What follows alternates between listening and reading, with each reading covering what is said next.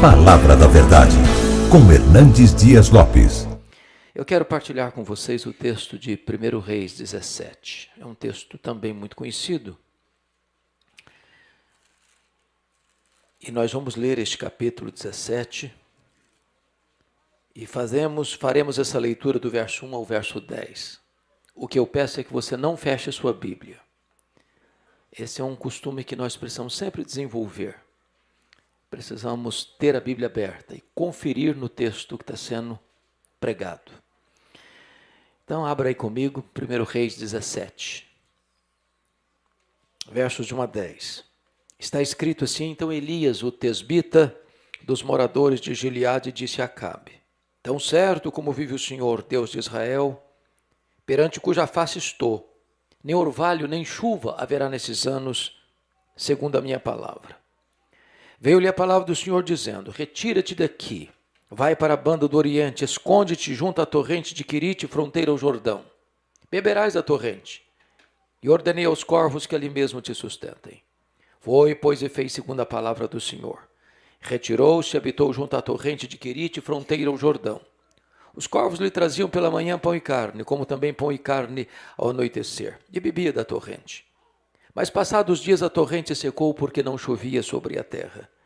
Então lhe veio a palavra do Senhor, dizendo: dispõe-te, vai a Sarepta, que pertence a Sidom, e demora-te ali, onde ordenei a uma mulher viúva que te dê comida.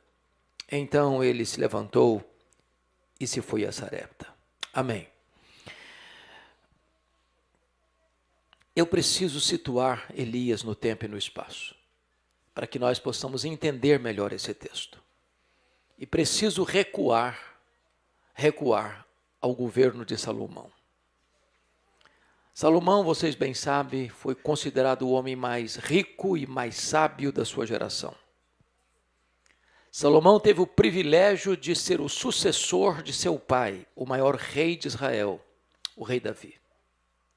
Salomão foi escolhido por Deus antes de nascer. Salomão foi o escolhido do seu pai para ser o rei sucessor. Mesmo diante de uma conspiração de Adonias, Deus reverteu a situação e Davi teve pulso para colocar o seu filho Salomão no trono, diante de um motim, de uma rebelião de Adonias, seu filho. Salomão começa tão bem, porque ele tem a liberdade de pedir o que quiser de Deus, para Deus. E ele pediu não riqueza, não poder, ele pediu discernimento, ele pediu sabedoria. E Deus lhe deu sabedoria, e Deus lhe deu riqueza. E o seu reino foi tão grande, tão majestoso. Ele construiu o templo de Jerusalém, ele construiu palácios em Jerusalém. Mas Salomão comete alguns desvios gravíssimos de consequências danosas. Preste atenção nisso. Deus já havia estabelecido, lá em Deuteronômio 17, prevendo que chegaria um tempo em que Israel pediria um rei como as nações vizinhas. Então Deus deu o job description de como seria o papel do rei. Deus disse: olha, o rei de Israel não pode acumular para si cavalos. O que significa isso? Ele não pode confiar no exército. Segundo, o rei de Israel não pode multiplicar para si ouro e prata. Por quê? Porque ele não pode confiar na riqueza, tem que confiar em Deus. Terceiro, o rei de Israel não pode multiplicar para si mulheres. E Salomão teve 700 mulheres, 700 princesas, 300 concubinas. Vamos entender uma coisa aqui. Não, quando fala de tantas mulheres, 1000 mulheres, não é que ele era um cara devasso. Os casamentos para os reis naquela época eram casamentos políticos. Cada casamento era uma espécie de aliança com o povo, com a nação. Por que que Deus estabelece basicamente isso? Porque além da poligamia que Deus proibia, o casamento com essas mulheres, que viviam diversos povos, com diversos deuses, com diversas divindades, seria um território perigoso, minado, para que este rei pudesse amanhã, mais tarde, vir a adorar essas divindades que essas mulheres traziam na sua bagagem. Quando você lê a história de Salomão, ele quebrou todos esses acordos, ele quebrou todos esses princípios. Multiplicou para si cavalos, multiplicou para si ouro e prata, multiplicou para si mulheres.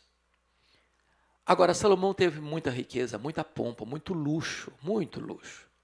Quem pagou a conta? O povo. Conhece aquele ditado popular que não tem almoço de graça? Pois é, isso aconteceu. Um rei rico, um povo pobre. Você vai ver lá que Salomão tinha feitores de escravos. Ele mantinha gente sob trabalhos forçados. Ele tinha muito luxo, o povo pagando a conta com pesados tributos e trabalhos forçados. Isso desagradou a Deus. Chegou a ponto de Salomão, mais tarde, já na velhice, construir capelas aos deuses pagãos, de frente ao templo de Jerusalém que ele havia construído. Chegou a ponto de ele, Salomão, adorar deuses pagãos, os deuses das suas mulheres, cair na idolatria. Deus ficou irado contra ele. E Deus disse para ele, pois eu vou tomar o seu reino. E Deus indicou por meio do profeta Aías quem seria esse homem, Jeroboão. Jeroboão era uma espécie de empregado de luxo para cuidar dos que trabalhavam à força, como escravos. E ele começa a perseguir esse cidadão. Esse cidadão teve que fugir de Israel para o Egito. Quando ele morreu, Salomão não preparou o sucessor. Seu filho Roboão, que começa a governar com 41 anos, portanto, nasceu 1 ano antes do seu pai assumir o trono, viveu a vida inteira no luxo, no máximo luxo no palácio. Quando ele assume o governo, esse Jeroboão que tinha fugido para o Egito, retorna a Israel, reúne o povo e vai ao rei Roboão e diz o seguinte, nós prometemos ser fiéis a você e nós serviremos a você com uma condição, alivia a carga tributária. Nós não aguentamos mais trabalhar à meia com o governo. O rei não atendeu. E o reino de Israel foi dividido. Dessas 12 tribos, 10 tribos seguiram a liderança cismática de Jeroboão, formando o que nós chamamos de Reino do Norte, cuja capital era Tirza, mais tarde, na época de Onri, transferida para Samaria. Esse reino do norte durou 209 anos, ou seja, de 931 a.C., com a morte de Salomão, até o cativeiro assírio, em 722. Nesses 209 anos, nós tivemos 19 reis, 8 famílias diferentes governando. Nós chamamos isso de dinastia. O que é dinastia? É o governo de uma família. O avô passa para o pai, que passa para o filho, que passa para o neto. Esse governo de uma família nós chamamos dinastia. Então teve 19 reis, 8 dinastias diferentes. Nenhum desses reis andou com Deus, nenhum. Há um estribilho lá que diz que todos esses reis andaram no caminho de Jeroboão. Que caminho era esse? Quando Jeroboão assumiu o governo dessas 10 tribos, ele pensou, se os meus súditos forem para Jerusalém, porque o templo ficava em Jerusalém, para adorar a Deus lá, eles vão me abandonar. E depois eles vão se revoltar contra mim. E depois eles vão me matar. O que ele fez? Ele estabeleceu novos templos. Um lá em Dan no norte, outro lá em Betel no sul. Estabeleceu novos deuses. Fez bezerros de ouro. Estabeleceu novos sacerdotes. Estabeleceu nova liturgia. Estabeleceu novo culto. E então todos os reis que vieram nessa esteira cometeram o mesmo erro, cometeram o mesmo pecado. Que pecado? Transformar a religião numa plataforma política para sustentar um governo. Pois bem, esse Jeroboão governou 22 anos. Quando ele morreu, seu filho Nadab governou 2 anos e foi assassinado por Baasa. O regicida, o assassino do rei, não foi preso, assumiu o governo, numa rebelião. E esse cidadão chamado Baasa governou 24 anos. E quando ele morreu, seu filho Elá governou 2 anos e foi assassinado por Zinri. Zinri não foi preso, assumiu o governo, um regicida. O povo se rebelou porque Onri estava liderando o exército no campo de batalha. Quando souberam que Zinri havia não só assumido o governo, mas matado toda a família, se rebelou. O exército se rebela, na liderança de Onri, cerca o palácio e Zinri, percebendo que não tinha escapatória, ateou fogo no palácio e cometeu suicídio. O general Onri assume o governo, governa 12 anos, foi considerado o pior rei. Mas quando ele é sucedido pelo seu filho Acabe, Acabe consegue ganhar o prêmio, a coroa em glória, a medalha de honra às avessas, como o pior rei de Israel. Governou 22 anos, sendo o pior rei de Israel. Se não bastasse isso, ele se casa com a pior mulher do mundo, Jezabel. A mulher era assassina, era feiticeira e era mandona. O rei era apenas um boneco na sua mão. Essa mulher vem de Sidom. Ela era filha do rei Et-Baal. O culto a Baal lá na sua terra era o culto oficial, era a divindade oficial de Sidom. E ela traz na sua bagagem para Israel o culto a Baal e impõe o baalismo em Israel à força da espada e da baioneta, perseguindo e matando os profetas de Deus. E mais, sustentando todo o aparato religioso do baalismo, 850 profetas na mesa real. Despesa paga pelo povo. Numa perseguição política sem precedentes. Pois bem, é nessa conjuntura, é nesse contexto, eu estou dizendo tudo isso para vocês, para mostrar o ambiente em que Deus levanta, não um partido político, não uma denominação religiosa, não um movimento social. Deus levanta um homem, Deus levanta Elias. Quem é esse homem? Versículo 1 diz que então Elias, o tesbita dos moradores de Gileade. Gileade é uma cordilheira de montanhas, hoje ficando na Jordânia. Ele é tesbita, sabe por quê? Porque vem de Tisbé. Quando você vai para o mapa, para procurar Tisbé, você não vai encontrar Tisbé no mapa. É um lugar muito pequeno, é insignificante, não tem qualquer relevância histórica.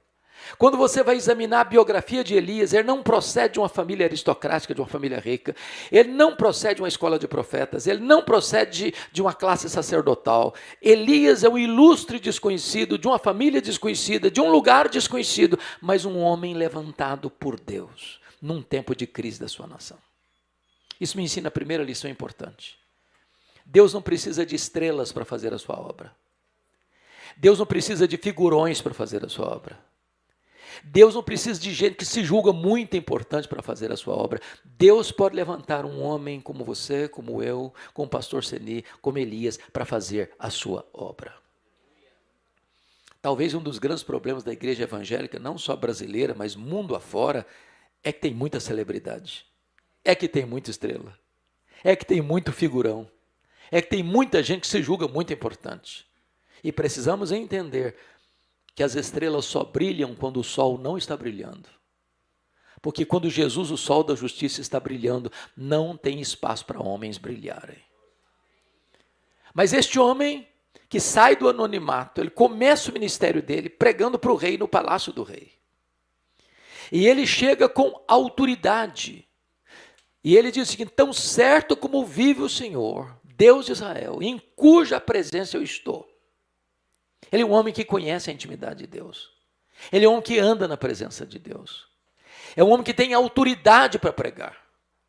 E ele chega com uma mensagem de juízo, porque ele diz: não vai chover e não vai cair orvalho, segundo a minha palavra. E você pergunta: mas de onde procede essa garantia dele? E o texto não responde. Mas o que é curioso, pastor Seni, é que quando Tiago, irmão de Jesus, escreve a sua epístola, a carta de Tiago, ele vai trazer para nós um importante princípio teológico. Qual o princípio teológico que ele ensina lá? Muito pode, por sua eficácia, a súplica do justo. Isso é um conceito teológico. Prestemos atenção. Ele não está dizendo que a oração é poderosa. A oração não é poderosa. Não é poderoso aquele que ora, não é poderoso aquele que ora. A oração é para gente fraca. Poderoso é o Deus que responde a oração. Esse é um conceito bíblico. A oração do justo muito pode por sua eficácia, não porque quem ora é poderoso, não porque a oração em si é poderosa, mas poderoso é o Deus que responde à oração. Agora, quando Tiago vai ilustrar esse conceito teológico de que muito pode por sua eficácia a súplica do justo, ele não encontra na literatura, ele não encontra na história nenhum exemplo melhor e mais eloquente do que a vida de Elias. E ele em seguida engata, porque Elias era um homem semelhante a nós. mas orou para não chover e não choveu.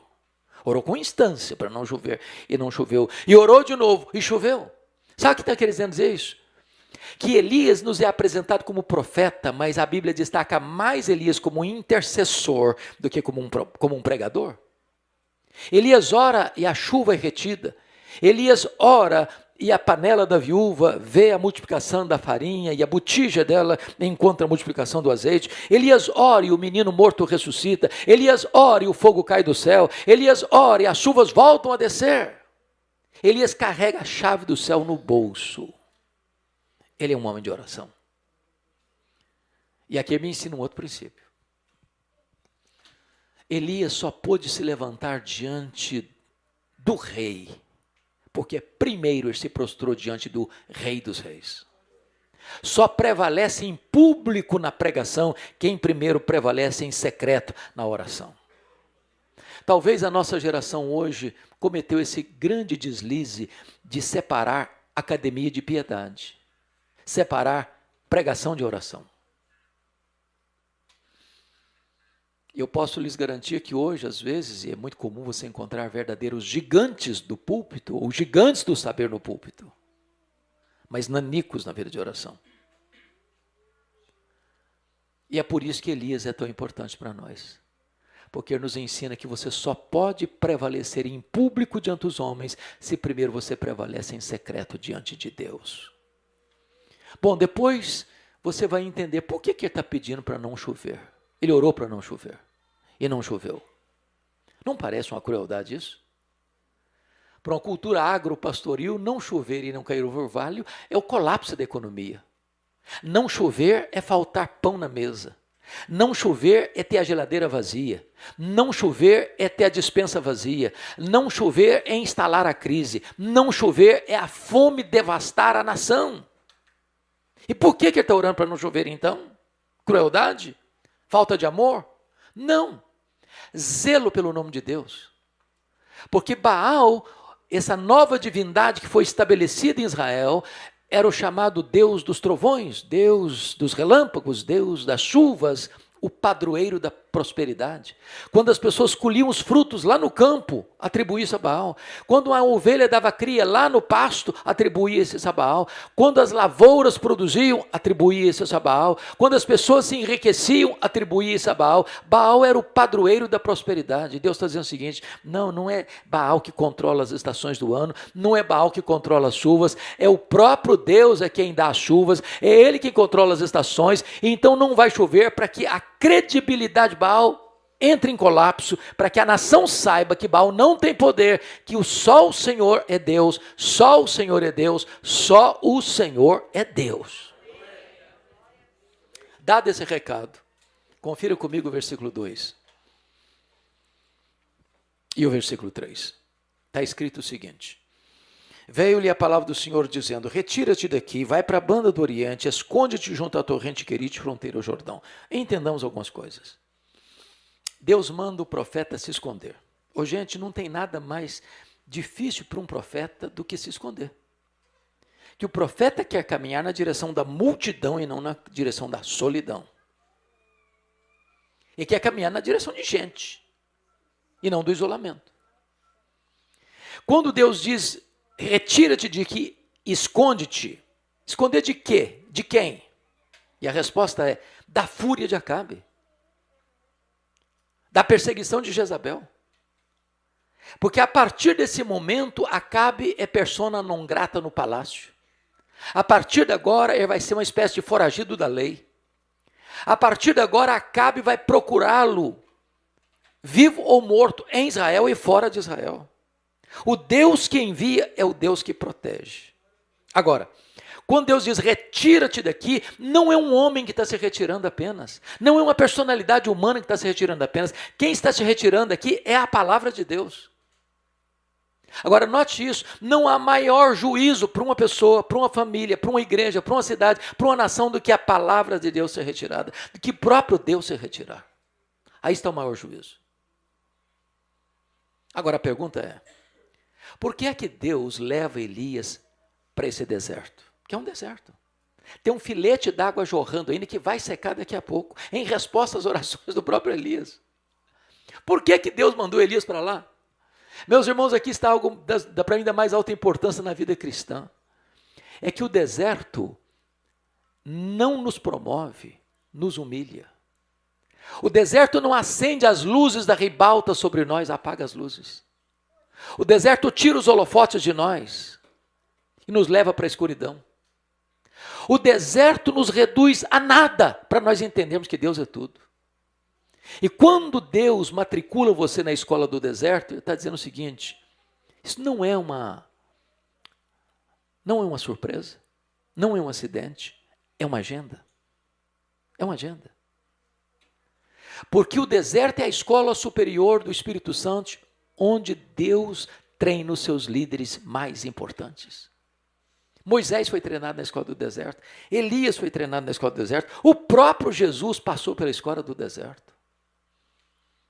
Mas na escola do deserto, Deus tem duas matérias nesse currículo. E a primeira matéria do currículo do deserto é que Deus primeiro trabalha em você, para depois Deus trabalhar através de você.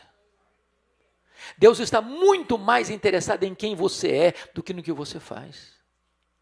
Trabalho para Deus precede, vida para Deus precede trabalho para Deus. Nós estamos vivendo uma época, irmãos, que valoriza tanto performance, a realização, o palco, o desempenho.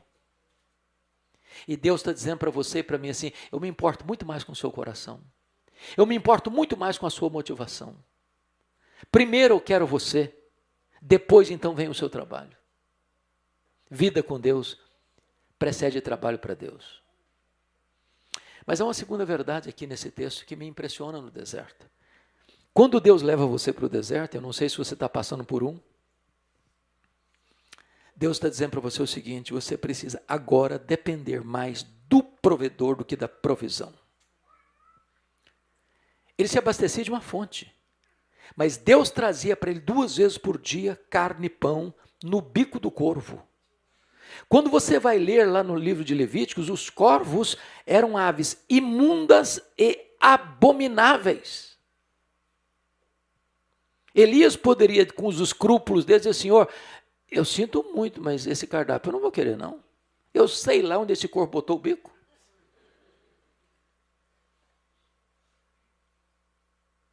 Eu quero dizer para você que Deus pode usar as coisas mais esquisitas, mais estranhas, menos convencionais, menos republicanas, para sustentar você,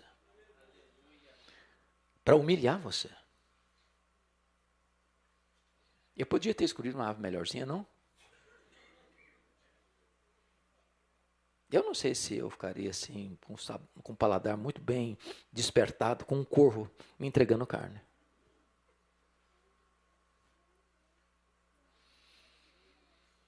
Então preste atenção. Chega no versículo 7, confira aí. Elias está onde Deus mandou ele estar, fazendo o que Deus mandou ele fazer. E de repente, a fonte do Elias secou. Ô gente, você vive um dia, uma semana, até muito mais do que isso, sem pão e sem carne. Mas numa região quente como aquela, secou a fonte, acabou o quê? A provisão. Você não fica sem água. Aqui está um ponto da mais alta importância para a nossa vida. Porque chega uma hora em que Deus nos leva a um estágio do deserto, onde Ele nos quebra, onde Ele nos humilha, onde nós chegamos ao fim da linha, onde acaba a provisão. Agora, quando acaba a provisão, Deus sabe onde você está, Deus sabe para onde você deve ir, Deus sabe o que você precisa fazer.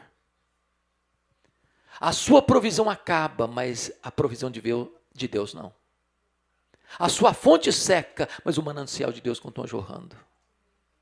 A sua despensa fica vazia, mas os celeiros de Deus continuam cheios.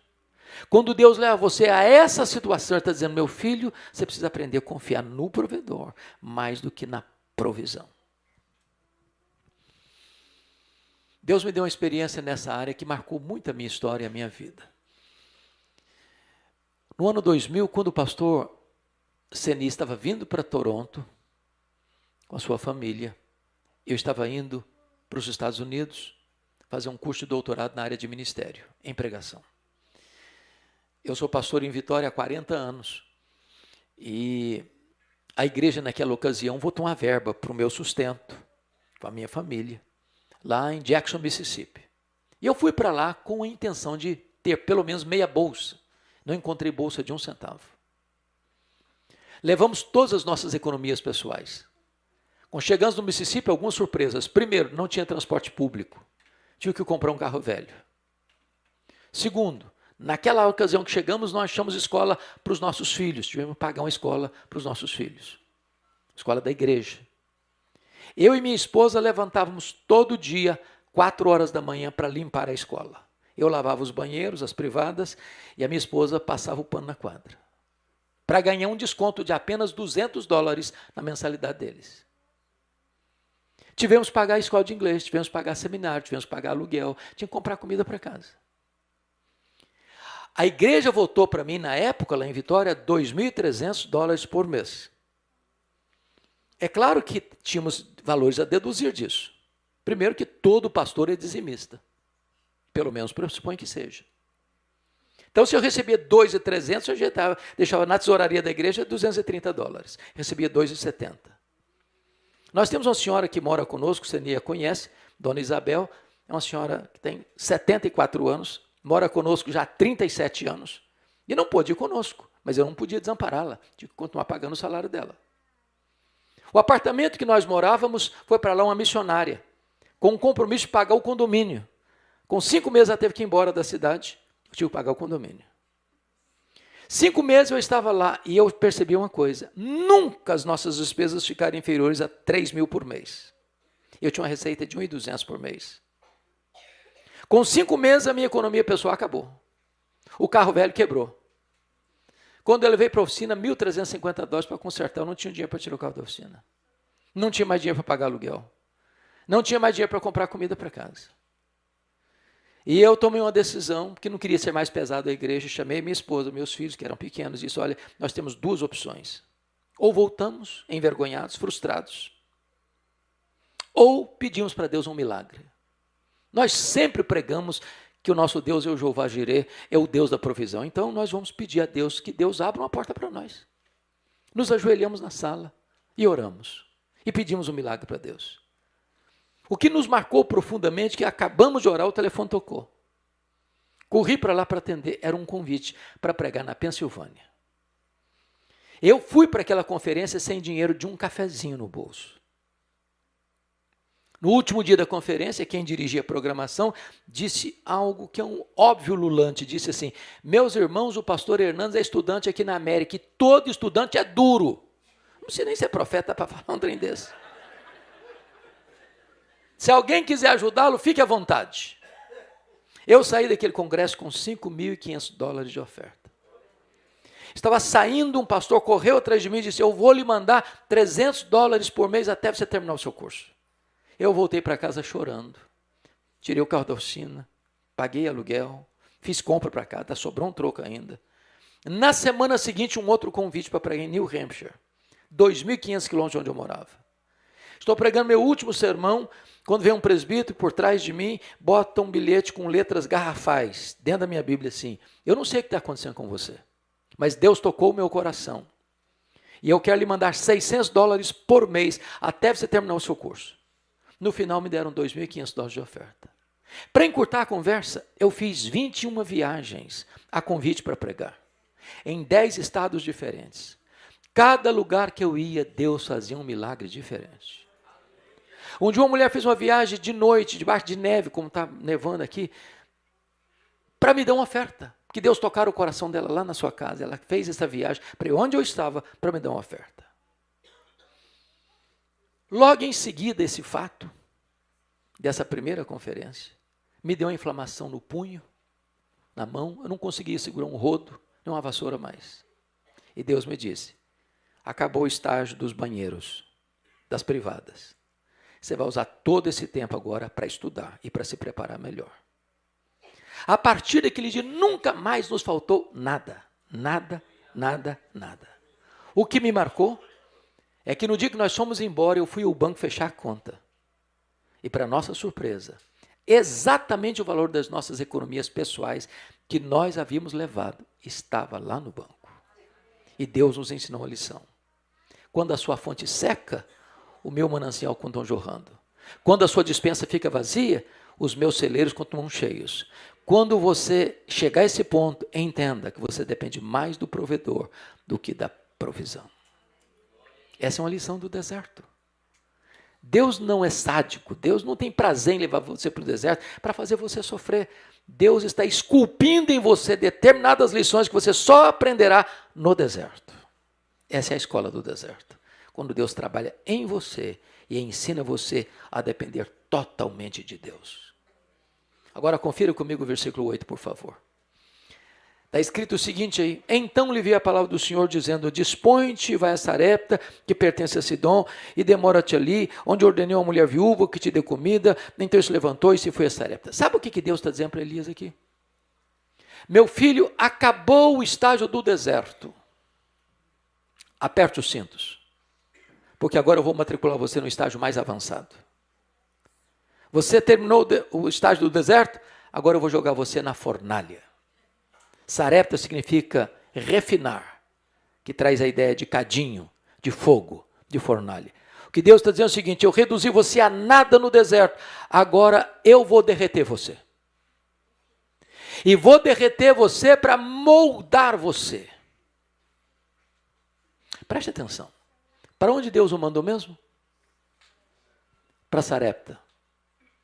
Onde fica Sarepta? Sidom. O que é Sidom? É a terra natal de Jezabel. Deus levantou Elias para enfrentar o baalismo em Israel. Agora Deus diz, meu filho, agora eu vou te mandar para o centro nevrálgico do culto a Baal. Eu vou te mandar agora para a terra natal de Jezabel. Agora você vai enfrentar a cara do diabo. Agora você vai entrar num território minado. É lá que eu quero você. O que Deus está fazendo com Elias aqui é provando Elias, é refinando Elias, é moldando Elias, é derretendo Elias. Agora, tudo que você e eu não esperamos na prova é que ela demore. Passe muito rápido. Sabe o que Deus diz para Elias? Vai lá e demora-te. É, varão, demora-te. Deixa eu dizer uma coisa a você. O moinho de Deus moe devagar, mas moe fino. Reclama não. Deus é que tem a temperatura na mão, meu filho. Às vezes vai aumentar um pouquinho. Diz os entendidos que quando um ourives joga um metal no fogo, como é que ele sabe que está na hora de tirar o ouro do fogo? É quando ele olha e vê o seu rosto resplandecendo no metal. Deus não apenas chamou você para ir para o céu, Deus chamou você para transformar você à imagem do Rei do céu. Deus predestinou você para você ser conforme a imagem de Jesus. E Ele está esculpindo você, Ele está embelezando você, Ele está moldando você. A hora que Deus olhar para você e ver o rosto de Jesus em você, tá pronto, meu filho, está na hora. Vou tirar você da fornalha agora. Agora Deus tem senso de humor. Porque notem vocês o que Deus está fazendo. Deus acabara de sustentar Elias com corvos, aves imundas, abomináveis. Agora Deus está dizendo, agora eu vou levar você para Sarepta, porque lá tem uma viúva. É gentia, viu? Gentia. Muito provavelmente adoradora de Baal. Território de Baal. E é essa viúva que vai sustentar você. Não é você que vai sustentar, não. Ela vai sustentar você. E preste atenção, hoje quando você fala em viúvas, tem muitas viúvas ricas. O marido morreu, mas deixou uma fortuna para ela. Ela está nadando em dinheiro. Naquela época, não. Viúva era símbolo de desamparo, de pobreza, de escassez. Se Deus dissesse para Elias, vai porque você vai sustentar uma mulher viúva, disse, pelo menos eu tenho um ministério a partir de agora. Cuidar de uma mulher viúva. Quando ele chega lá, a mulher está morrendo de fome. Dá para você entender isso? Sabe o que me impressiona nessa mulher? É que ela sabe que vai morrer. Só tem comida para mais um dia, para ela e para o filho. E ela sai para catar cavaco para fazer a última refeição. Ela não desistiu, ela não jogou a toalha. Bravamente ela luta pela vida. Tem muita gente desistindo da vida, irmãos, por muito menos. Essa mulher prova para nós que é preciso lutar até o último fôlego da nossa alma para sobreviver. O que me impressiona é que Deus enviou Elias para essa mulher e Jesus vai fazer referência a essa mulher lá na sinagoga de Nazaré. Está lembrado disso? Quando Jesus volta do Monte da Tentação, ele entra na sinagoga de Nazaré, pega o livro da lei na mão, o livro de Isaías na mão e lê. O Espírito do Senhor Deus está sobre mim, pelo que me ungiu para pregar, para curar, para libertar. Fechou-lhe essa profecia e se cumpriu hoje. Eu sou esse Messias. E em seguida Jesus engata e diz, só havia um leproso. Tinha muitos leprosos em Israel, mas Deus enviou o profeta para um leproso, Naamã, que era gentio. Havia muitas viúvas em Israel, mas Deus mandou o profeta Isaías para uma viúva o quê? Gentia, que não era israelita.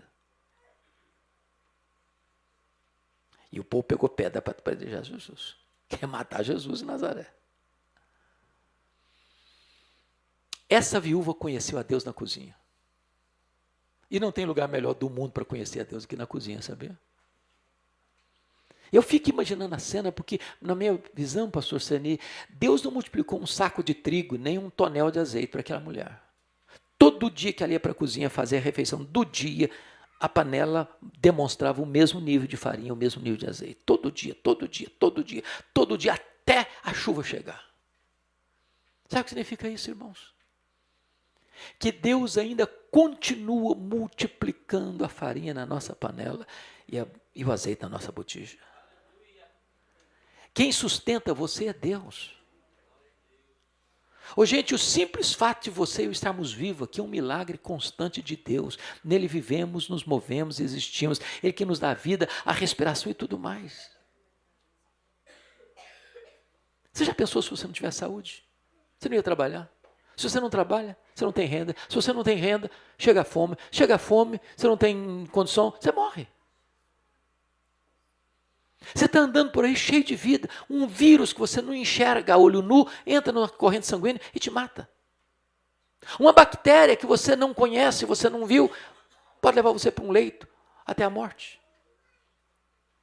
Você e eu dependemos totalmente de Deus. Agora tem mais.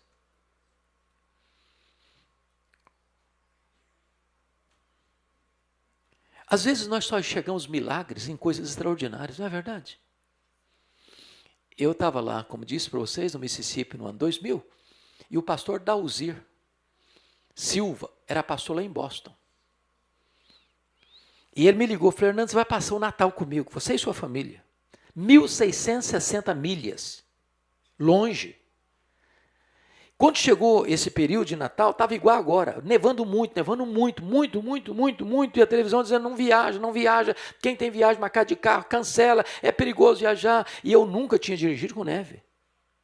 E eu liguei para o pastor Dalzir, falou, Dalzir, está falando para não ir, o que eu faço? Eu falei, você está doido, cara, a igreja está avisada, está todo mundo esperando, se você não vier, vai ser uma frustração, você vem embora sim, você vem sim, não vai me frustrar não. Eu falei, tá bom então bora. Cheguei no aeroporto de Jackson, para alugar o carro, falou, tudo que tiver de seguro eu quero. Tudo, bota tudo aí. Saí todo feliz com a família. Saímos do Jackson, Mississippi, paramos no Alabama, por volta de meio-dia, fizemos um lanche no McDonald's, saímos por volta de 1h, aquela chuvinha fininha, temperatura abaixo de 0, 1 grau, 2 graus. De repente despontamos uma curva, uma ponte em curva, longa. Eu já vi um movimento lá na frente, acidentes, 2 acidentes já tinham acontecido. Quando eu entrei na ponte, o carro perdeu completamente a aderência. Era uma película de vidro. Foi rodopiando em cima da ponte, eu clamando por nome de Jesus. Quando acabou a ponte, o nosso carro foi completamente fora da estrada e bateu com a quina das duas portas, no para-choque da picape que já estava na vala. O nosso carro virou um L, perda total. Nem um arranhão pela graça de Deus. Para nós um grande milagre. Mas às vezes nós não vemos milagre no fato de todo dia a gente sair de casa, todo dia voltar para casa, todo dia levar um filho para a escola, todo dia pegar um filho da escola e nunca ter um acidente. Um ano inteiro. Você tem ideia de quantos livramentos Deus já te deu no trânsito? Você tem ideia do trabalho que você já tem dado aos anjos de Deus para proteger você? Às vezes não vê milagre nisso. Às vezes nós vemos milagre o fato de ter passado por uma pandemia. Ô, gente, eu achei tão interessante essa questão da pandemia, pastor Senhor, o senhor me acompanhou. E eu ficava sempre pensando, meu Deus, se eu pegar esse vírus aí, eu vou morrer, porque eu tenho um problema seríssimo de falta de ar, às vezes, o nariz sempre entupido. Falei, pronto, se eu não respirar, eu estou frito. E aí eu vou para Vitória no final de semana, vou uma vez por mês, passa muito mal. E eu sou muito Caxias, eu não consigo cancelar um compromisso, a não ser que eu não tenha condição nenhuma mesmo. E chegou a segunda-feira, eu voltei para São Paulo, nós temos um culto toda segunda-feira lá em Pinheiros, e eu fui para a igreja, passar mal.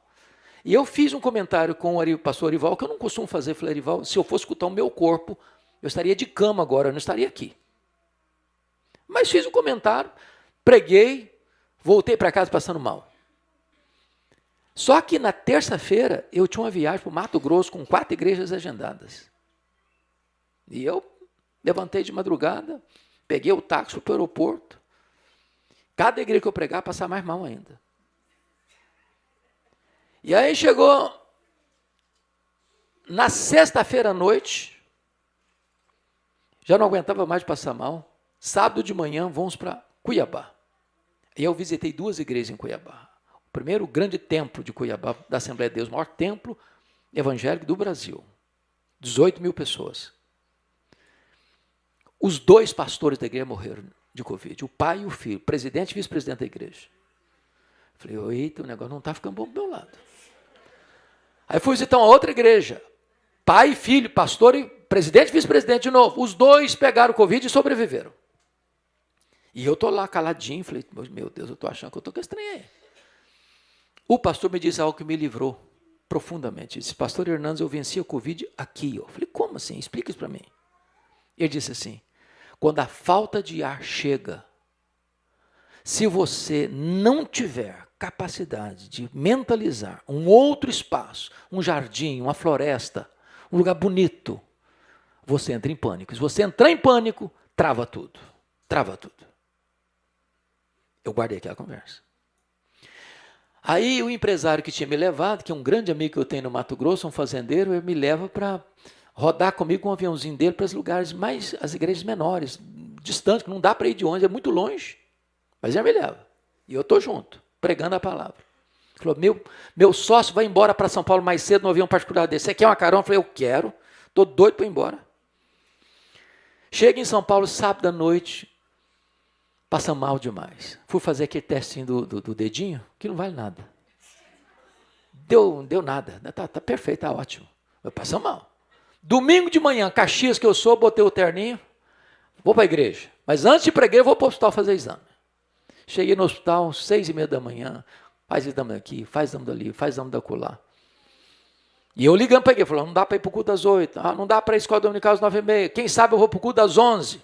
Que nada, 10h40, a médica me chamou e disse, você está mal. Começa agora o tratamento, seu pulmão está todo tomado. Eu disse, mas a minha filha vai casar quinta-feira agora. Falou, esquece casamento. Você sabe o que é o sonho de entrar com a sua filha na igreja no dia do casamento dela? Fazer a cerimônia. Chorei muito. Na véspera do casamento, que era quinta-feira, isso é domingo, na quinta era o casamento. Foi o pior dia. Muita gente tentou me forçar a levar para o hospital. E eu louvo a Deus que o médico cuidou de mim. Você não vai para o hospital, eu não vou deixar isso aí. Porque todo mundo que ia, 50% que ia, entubava, o cara morria. E eu levantei da cama, porque sair da cama para ir para o banheiro era uma viagem. O cansaço era horrível. Eu me levantei, tomei um coquetel de remédio, botei o terno novo que eu tinha comprado. Fiquei diante de uma câmera, porque tinham armado um estúdio dentro da minha casa. E eu assisti a cerimônia. E na hora de pregar, eu me levantei e preguei 15 minutos. E voltei para a cama. Deus me poupou. Mas às vezes não vê milagre o fato de você estar com saúde hoje. Estar aqui nesse culto, nesse templo, nesta noite, nesta ocasião. É um milagre você e eu estarmos aqui. Agora, preste atenção noutra coisa. Nós não temos uma teologia triunfalista. Nós não acreditamos, como alguns pregadores têm falado Brasil afora e mundo afora, se você é crente, você nunca vai ter problema. Se você é crente, você nunca vai ficar doente. Se você é crente, você nunca vai ter um problema na família. Não cremos nisso. Nós não estamos blindados, eu disse isso ontem. Nós não estamos numa estufa, nós não estamos numa bolha. Nós estamos expostos a um mundo de perigos. Crente bate carro, crente fica doente, crente sofre até bala perdida na rua. Crente chorador do luto. Na mesma casa que acontece um milagre da multiplicação da farinha e do azeite, um menino único, filho único de uma viúva, adoece e morre. Então não entre em crise se uma luta grande chegou na sua casa. O que é incrível, pastor Sandy, para mim, é que essa viúva bota a culpa da morte do menino no Elias. Ele diz, você veio aqui para casa, profeta, para revelar, para trazer à tona os meus pecados e matar o meu filho. Que essa era a teologia, e ainda hoje é a teologia de muita gente. É a teologia que acusou Jó. Você está sofrendo, Jó? Você fez coisa errada, porque se você está sofrendo, você deve ter feito coisa errada. E aliás, o que você fez foi, você é ladrão, você é adulto, você é doido. Por isso que você está sofrendo. Ou como os discípulos de Jesus, Senhor, quem pecou? Ele ou seus pais para nascer cego? Você está sofrendo, é porque tem coisa errada na sua vida. Não, nós não somos dessa teologia também. Gente de Deus também sofre. Gente de Deus também geme. Gente de Deus também sangra. Gente de Deus também fica doente. Gente de Deus também morre. O que me impressiona com Elias é que ele não se defendeu, sendo inocente. Ô, gente, nós somos tão apressados em nos defendermos, não somos? Ai de quem mexe com a gente. Ai de quem pisa no nosso calo. Elias não abriu a boca para se defender. A única coisa que eu disse para aquela viúva foi, me dá seu filho aqui. Transfira para mim a sua dor. Levou o menino para o quarto. E lá ele abriu o bico. Falou muito. Falou com Deus. E a oração dele foi uma oração meio desaforada. Meu Deus, até com essa viúva que me hospeda, o senhor matou o filho dela? O coração quebrantou um pouquinho. Oh Deus, faz a alma desse menino voltar para ele. O que me impressiona é que nunca há registro, não houve registro, não houve fato de ressurreição até então. Sabe o que está pedindo para Deus? Algo inédito. Se hoje você e eu fosse fazer para Deus um pedido inédito na história, certamente nos internariam numa clínica psiquiátrica. Ou nos chamariam de doidos, de hereges. Elias pede o impossível, o improvável. Elias pede para Deus ressuscitar o menino. E Deus ressuscita o menino. Ô, irmãos, Deus pode tudo quanto Ele quer. Agora preste atenção comigo. Imagine vocês se Elias fosse um desses estrelas de hoje, que fazem propaganda até de milagres que nunca aconteceram. O que ele teria feito? Trazendo nos seus braços um milagre inédito. O que ele faria? Eu acho que ele faria, a primeira coisa, é chamar uma coletiva da imprensa para dizer quão grande homem ele era. Eu acho que a segunda coisa que ele faria é escrever um discurso de autoelogio. Eu acho que a terceira coisa que ele faria era bater palmas para ele mesmo. Eu acho que a quarta coisa que ele faria era colocar outdoors na cidade com a fotografia dele para dizer quão grande homem ele era. Eu acho que a quinta coisa que ele faria é fazer um solo do hino quão grande és tu diante do espelho. Não fez nada disso. Eu só disse para a mãe assim, eis aí o teu filho vive. Sabe o que Elisa está nos ensinando? Se Deus por sua bondade está usando a sua vida, bote a boca no pó. Porque tudo é dele, tudo é por meio dele e tudo é para ele. Não a nós, Senhor, não a nós, mas ao teu nome da glória. Agora note, versículo 24 desse capítulo diz assim, que a mulher ao receber o filho vivo diz para Elias, agora eu sei que tu és homem de Deus e que a palavra do Senhor na tua boca é verdade. Isso me impressiona por duas razões. Primeiro, como você e eu somos conhecidos? Homens de Deus, mulheres de Deus. Porque hoje tem muitos homens ricos, muitos homens fortes, muitos homens poderosos, muitos homens influentes, muitos homens com altas posições na empresa, na igreja, em qualquer lugar. Mas escasseiam-se os homens de Deus. O que essa mulher diz para Elias me faz tremer os joelhos até hoje. Agora eu sei que a palavra do Senhor na tua boca é verdade. E significa que a palavra do Senhor pode não ser verdade na nossa boca. Porque uma coisa é proferir a palavra de Deus, outra coisa muito diferente é ser boca de Deus. Uma pessoa chega e prega uma verdade, não acontece nada. A outra chega e prega a mesma verdade e os corações se derretem. E por quê? É porque um é boca de Deus, o outro não é. Isso me lembra as falas do E.M. Bounds, um piedoso metodista do século XIX, quando ele disse assim, nós estamos à procura de melhores métodos e Deus está à procura de melhores homens. Deus não unge métodos, Deus unge homens. Ele disse mais, homens mortos tiram de si sermões mortos e sermões mortos matam. Lutero dizia que sermão sem unção endurece o coração. João Wesley dizia para os seus alunos assim, meus filhos, botem fogo no seu sermão ou botem o seu sermão no fogo. Mark Lloyd Jones dizia assim, sermão precisa ser lógica em fogo que vem de um homem em chamas. Elias era esse homem. A palavra de Deus na boca dele era a verdade. Sabe o que me impressiona? Eu estava comentando isso hoje lá em Hamilton. Nós somos, irmãos, eu creio piamente nisso, nós somos a geração mais privilegiada da história. Como é que você chama, filhinha? Hã? Maitê. Pense na Maitê aqui. Você já pensou quando a Maitê tiver 40 anos? Eu acho que ela vai olhar para a geração nossa aqui agora, eu acho que eles eram jurássicos. Não usavam telefone celular, andavam de carro. Eu acho que nós vamos fazer coisa, daqui a 40 anos, nós vamos ver coisas, irmãos, que parece a nossa geração ser pré-histórica. Quando Seni e eu estudamos no seminário, e não faz muito tempo, nós não tínhamos sequer o livro de teologia em português. Ô, gente, o primeiro computador, laptop que eu tive na vida foi comprado usado, porque não tinha dinheiro para comprar um novo. Era tão potente, tão poderoso, que tinha 2 gigas.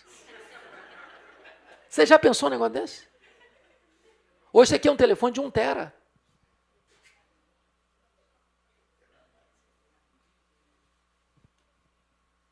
Hoje você tem no seu vernáculo, não vou nem falar inglês, porque todo mundo fala inglês aqui, todo mundo lê inglês aqui, e você já tinha muito tempo, mas em português você tem as melhores obras teológicas do mundo hoje já disponíveis. Você tem os maiores sermões pregados na história disponíveis em língua portuguesa. Sermões de João Crisóstomo, sermões de Aurélio Agostinho, sermões de Martim Lutero, sermões de João Calvino, sermões de John Owen, sermões de Jonathan Edwards, sermões de Charles Haddon Spurgeon, sermões de Mark Lloyd Jones, sermões de Dwight Lyman Moody, sermões de Billy Graham, sermões que Deus usou para levar milhares de pessoas a Cristo. Se você pegar os mesmos sermões hoje e pregá-los na íntegra, ipsis literis, ipsis verbis, os resultados não serão os mesmos mais. E por que não? É porque Deus não unge métodos, Deus unge homens. Agora eu sei que a palavra do Senhor na tua boca é verdade. O pastor Sani já disse isso aqui, eu vou repetir.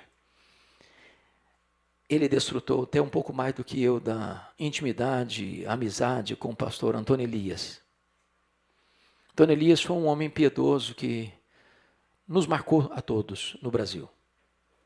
Viveu 93 anos, né, Sani? 97 anos. 97 anos. Eu nunca vi aquele homem pregar sem chorar. Eu nunca vi aquele homem pregar sem ver o auditório chorando. E um dia ele pregava numa conferência de pastores. E de repente parou o momento para perguntas e respostas. E alguém levanta uma pergunta teológica complexa para ele. E disse, pastor Antônio Elias, nos ajude a entender esse assunto de unção. O que é isso? E ele, com aquela calma peculiar que era dele, disse, é muito simples. Unção significa que uns são, outros não são. É só isso. É só isso. Agora eu sei que a palavra do Senhor na tua boca é verdade. Pois bem, vamos fechar. Elias foi usado por Deus para confrontar no capítulo 18 o rei Acabe, a nação de Israel e os profetas de Baal. Primeiro ele tira Baal do caminho, depois ele sobe para o monte para orar pela chuva e as chuvas descem. Quando ele está no final da jornada dele, Eliseu no encalço dele, querendo porção dobrada do espírito dele. De repente, uma carruagem de fogo, cavalos de fogo, arrebatam Elias. Ele sobe num redemoinho para o céu e a capa dele fica na mão de Eliseu. Eles já tinham passado o Jordão a pé enxuto. E agora Eliseu chega às margens do Jordão com a capa de Eliseu na mão e com a pergunta no coração. Onde está o Senhor Deus de Elias? Que pergunta emblemática. Essa pergunta significa assim, será que Deus só fez no passado ou faz no presente? Será que Deus só agiu ontem ou age ainda hoje? Porque às vezes a nossa teologia é a teologia da Marta. Jesus chegou em Betânia e Marta foi dizendo, se tu estiveres aqui, meu irmão não teria morrido, conjugou o verbo no passado. Não, teu irmão há de ressurgir, Marta. Ela respondeu, claro que eu sei, eu sou crente. Ele vai ressurgir no último dia, conjugou o verbo no futuro. Aí Jesus, não, Marta, eu não fui, eu não serei, eu sou a ressurreição e a vida. Eu sou o Deus que age hoje. Onde está o Senhor Deus de Elias? E quando ele põe a capa na água, o rio Jordão abre de novo e ele passa. Porque o Deus de Elias é o Deus de Eliseu.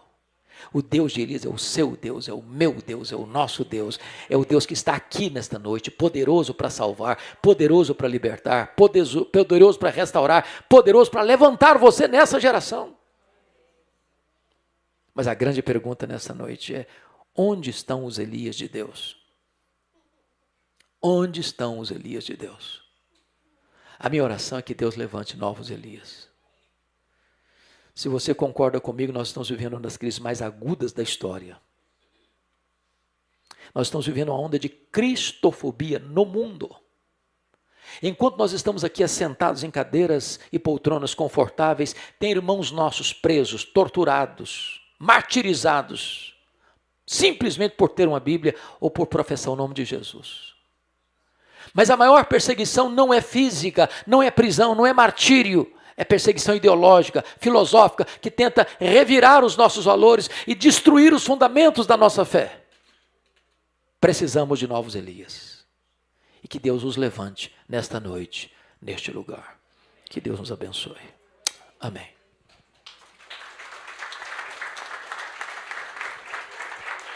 Nós vamos orar, meus amados. Nós vamos orar. Fecha seus olhos, curva sua fronte, por favor. Deus está aqui hoje. Deus está neste lugar. E Deus pode levantar Elias aqui. Temos crianças aqui hoje. Deus pode levantar essas crianças para ser uma grande bênção para esta nação. Nós temos adolescentes aqui hoje. E Deus pode levantar os adolescentes para ser uma bênção nas suas mãos, nesta geração. Nós temos aqui homens e mulheres. Deus pode levantar homens e mulheres aqui hoje. Gente simples. Gente sem pedigree. Gente sem diplomas na parede. Gente sem títulos acadêmicos. Gente como você e eu. Para fazer diferença na nossa nação. Para confrontarmos as hostes do mal. Para levarmos a nação a reconhecer que só o Senhor é Deus, só o Senhor é Deus, só o Senhor é Deus. Se você nesta noite quer ser um Elias de Deus, você é homem, você é mulher, você é ancião, você é jovem, você é adolescente, você é criança, e quer colocar a sua vida nas mãos de Deus, para realizar o projeto de Deus, eu quero orar por você. E se você assim deseja, levante uma das suas mãos e eu quero orar em seu favor. Bendito seja Deus. Senhor, aqui está o teu povo. Aqui está a tua igreja. Aqui está aquele que deseja ser um Elias nesta geração. Olha do céu, contempla-nos e venha ao nosso encontro. Levanta-nos, Senhor. Capacita-nos, ó Deus. Eu sei que o processo às vezes é doloroso. É o confronto às hostes do mal. É a escola do deserto. É a fornalha do refinamento. Mas nesse processo tu estás conosco, trabalhando em nós, para depois trabalhar através de nós. Deus, em nome de Jesus, segura firme na nossa mão. Meu Deus, em nome de Jesus, não permita que nós nos conformemos a este século, conformemos-nos a esta geração, mas dá-nos a fibra, a coragem, a determinação de mantermos-nos fiéis a Ti, mesmo numa situação de tanta apostasia. Ah, Senhor, reaviva a Tua igreja, reaviva o nosso coração, reveste-nos com o poder do Espírito Santo. Faze-nos homens e mulheres de oração, faze-nos homens e mulheres cheios do Espírito Santo, para nos levantarmos e pregarmos na autoridade do Teu Espírito, a Tua palavra, que possamos ver, meu Deus, uma volta para o Deus único, vivo e verdadeiro, para que esta nação, Canadá, saiba que Tu és Deus, e que não há outro Deus além de Ti. Oramos em nome de Jesus.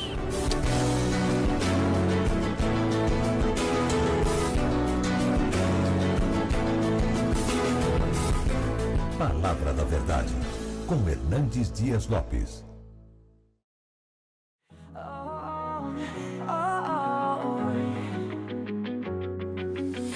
In the dark where shadows play, heartbeats echo in dismay. Lost the map to yesterday, words too sharp to ever say.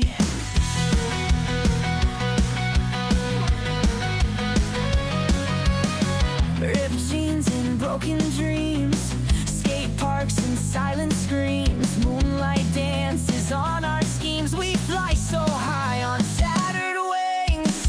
Tears fall like rain on a midnight show. We're bound by secrets only we know. Holding tight but letting go. This love is a reckless rodeo.